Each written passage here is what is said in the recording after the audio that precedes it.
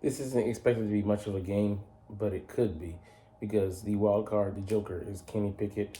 We don't know how he's going to react to the Cowboys defense making him the focal point of their attack, and will he be able to pull through?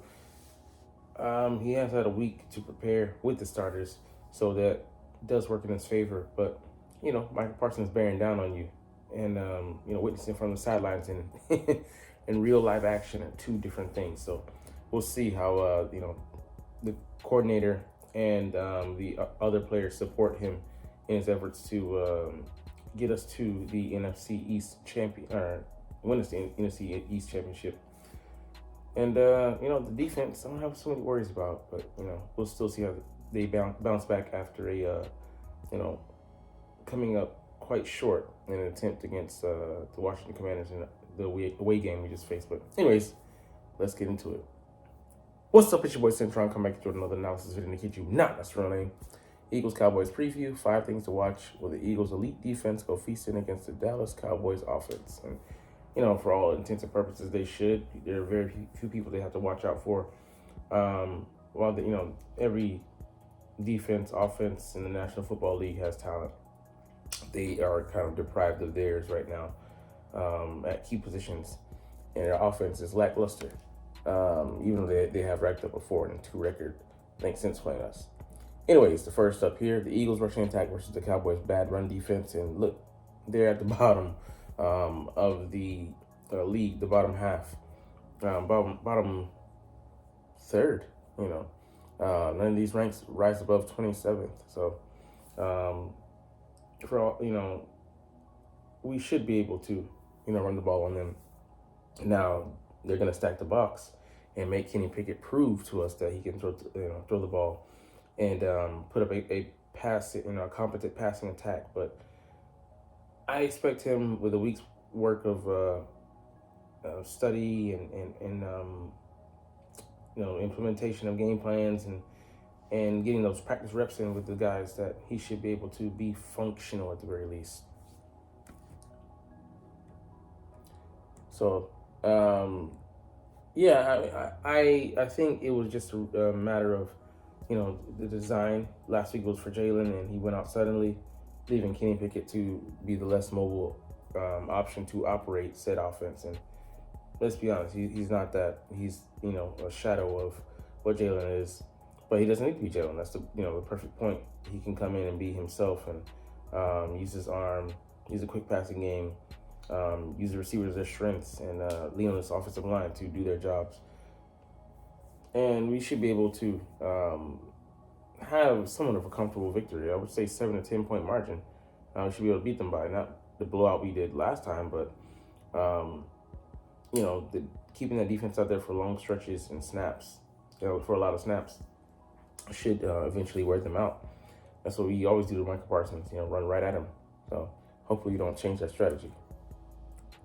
All right, number 3, someone other than 88 will have to beat the Eagles secondary because he is out on IR. They'll leave Jalen Tolbert, Jake Ferguson, Kevontae Turpin, Rico Dotto, and Brandon Cooks. He's coming back from injury, but they're bereft of talent right now. And just even they have, I forget another guy in the receiving corps, but they just don't have the experience in it. Well, the guy they brought from the Panthers as well. That they have some bit of talent, but they just haven't been able to put things together. So hopefully, they continue to struggle on Monday for me.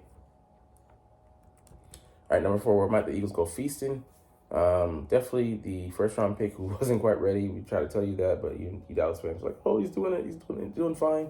Then he got benched for a journeyman in Chuma Odoga, but Chuma himself is dealing with a toe injury, so how competent he'll be out there is a question. Two people they don't have to worry about who are doing just fine, and one that is excelling is Tyler Smith. Don't know if he's going for all pro honors this year, but he's playing at the Pro Bowl level, and he's one of the best in the league. And Cooper Beebe, a hit for them on the offensive line. He was a guard, but came in and started at center for them. So those two guys are carrying their weight, but it takes a whole line. Terrence Steele, He's not from Jamaica, but they beat him like a steel drum, and he gets he gets all the love. Bryce Huff, the last time he was like out on the field, he had a competent, very good game up against him, getting a sack. And then Brock Huffman, journeyman, so 6 out of 10. I'm like, that should be low, but just we're keeping the expectations low. So yeah, I would say probably 7, maybe 8, but it depends. And usually I don't include special teams, but last week they were atrocious with us having gifting the Washington Commanders like average field position of 38 yards, the 30-yard line. So just horrible. But Devontae Turman, he's to be avoided because he is just a beast in the return game. Small guy. He'll bring something, offense as well. Has like, I think, 400 something yards, something like that, and then 13 yards a pop. So yeah, he has game breaking speed, and he returned 199 yards against the Washington Commanders. So don't want to see that happen against us, and we're not gonna play that, but he has that ability, They did beat them, so a 60-yard punt return TD, yeah, dangerous guys. Anyways, let's get to the second half of the video. Eagles Cowboys game preview. 5 questions and answers with the Week 17 enemy. So we've seen them before. So what's going on to their turnaround? They've gotten pieces back. It hasn't been everybody because they've lost some pieces as well. Come on. So Michael Parsons is back. I mean, he is a straw that stirs that drink there in Dallas. But defenses have gotten markedly improved since he came back. And since Mike Zimmer has been coaching, it's kind of been a catch-up thing. We did it as well with Vic Fangio. After the bye week, we got better. And in the latter half of seasons, Mike Zimmer teams have been better at producing, being able to do finally what he's asking them to do. But Deron Blanton is back as well. But they also have Trayvon Diggs out. Eric Wilson. Not Eric Wilson. Hitting the linebacker. The brother of Aaron Kendricks. Don't know if he might be in this one or not, but they're missing some guys. But they've been able to find the run game and key Rico Dowdle. For all the talk of him being an undrafted free agent, he has some talent. And him being able to run behind that line. But Cooper Rush has gotten better. Settled in, and that has contributed to them having a winning record since maybe their game with us. I forget with who, but going 4-1 in their last 5. All right, how are the Cowboys feeling about the recent success? Does it inspire more hope for next year, or is it just a matter of too little, too late that results in a worse draft pick? Yeah, I would say it's the latter because they should really be tanking. Really trying to get a better draft pick, and they're doing themselves no favors. And but hey, I encourage it because want to see them worsen their draft position, not having a top pick. Having a middling pick somewhere in the middle rounds be, perfect. And, CeeDee Lamb isn't in there. Dak isn't in there. DeMarcus Lawrence isn't in there. They don't have their stars, and they're a team that's built around being top heavy. They need those guys. So, and that's just, for them to even just be able to compete for a top spot, and, people were expecting way too much this year from them, and the bottom fell out as expected. And they're playing for Mike McCarthy, but speaking on that matter, should the Cowboys extend Mike McCarthy contract? Why? Why not? If you're the Eagles fans, yes, they surely should. You wholeheartedly agree with that sentiment because he's, what his ceiling is. He's going to get them to, at the very best, the divisional round, and he's going to lose out. And at his worst, he's going to have them competing for season sale tickets, but they're not going to be in competition for anything, kind of like this season.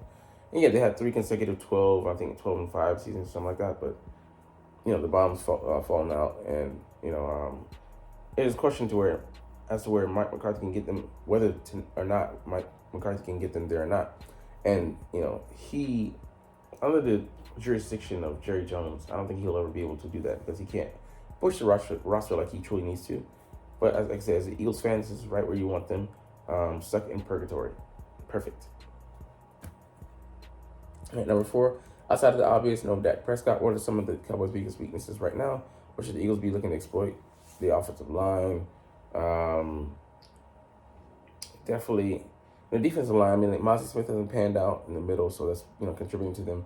Despite him being 330 pounds, not being able to stop the run. He doesn't, play with any technique. He just, kind of lost right now.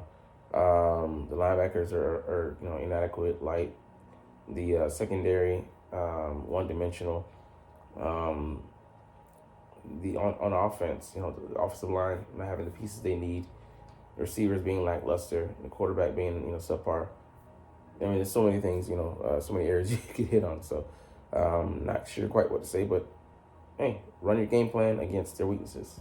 Against targets that we've scoped out in film study. But anyways, we'll get up out of here on that note. But hey, you're not even watching, no. But it's all good because I love making these videos and I love talking about the freaking stinking Philadelphia Eagles. And they did make some roster moves. We have elevated Bryce Huff. Britton Covey's inactive. No fullback this week. A linebacker. Dallas has been elevated, as well as a quarterback, Ian Book. We signed him to the active roster just so he can serve as the emergency quarterback. So a lot of shifting, moving. TDP, Tyrion Davis-Price is also active because Will Shipley has concussion. So, we had to make some moves, and we did. I know I'm forgetting a guy or two, but it's all good. So like I said, we're going to chunk the deuces officially, but as always, it's fly, Eagles, fly, and let's motherfucking go. Like, comment, share, and subscribe Thanks for watching. Check me out at Cintron, Cintron Anime, Cintron Life, or Cintron Laughs, or other social media.